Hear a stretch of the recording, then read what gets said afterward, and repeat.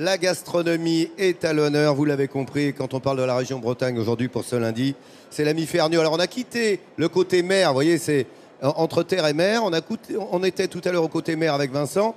Tu nous emmènes côté terre, là, cette fois-ci, hein, Vincent? Ouais, Laurent, tu sais bien que le cochon, c'est ma religion, moi. Du je vis pour cochon le dans la cochon. télévision. Ah, le cochon à la télévision. Alors, tu sais que le cochon breton représente à peu près 3/4 du cochon français. Hein, on est quand même bien placé. Je suis avec Paul Legros qui est avec nous ce matin et qui, lui, est salaisonnier. Voilà, il fait des charcuteries bretonnes et notamment la fameuse andouille de Guéméné. Je sais pas si t'aimes, mais moi, j'adore ça. Alors, justement, vous voyez ces cercles concentriques.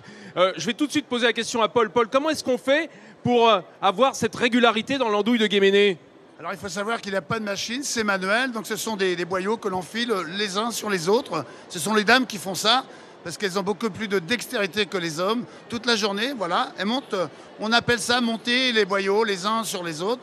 Comme des chaussettes, hein, les unes par-dessus les autres. Voilà, pour fabriquer une véritable andouille de Guéméné. Voilà. Et ensuite, alors elle est fumée et cuite ensuite. Voilà, donc nous sommes ensuite, on la passe au fumoir, et ensuite c'est cuit en marmite dans un bouillon, ce qui permet d'avoir un goût supérieur quand même. Voilà, alors ça c'est merveilleux. Et regarde à côté, on a le lard. Alors c'est en fait du lard qui est farci avec une andouille, mais là c'est une andouille façon vire, hein. C'est pas le Guéméné, c'est-à-dire que les boyaux sont embossés dedans et on voit ce côté, ce petite résille de boyaux absolument merveilleuse. Ça c'est un goût génial, puis ça apporte un peu de gras parce que je le rappelle, pour ceux qui sont obsédés de leur régime, l'andouille c'est très maigre parce que c'est complètement dégraissé. Et regardez ce qu'ils ont eu au saloir de Paul Legros. Eh bien ils ont eu cette année le renouvellement du label 5A.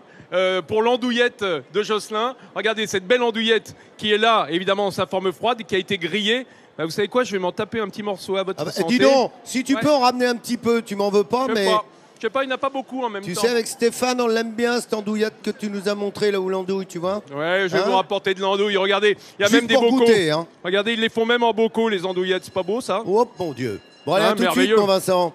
Vincent vous fait vivre, c'est l'envoyé spécial gastronomie, hein, vous fait vivre évidemment ce salon de l'agriculture comme si vous y étiez. Si vous ne pouvez pas vous y déplacer, nous sommes vos yeux et vos oreilles pour ce salon.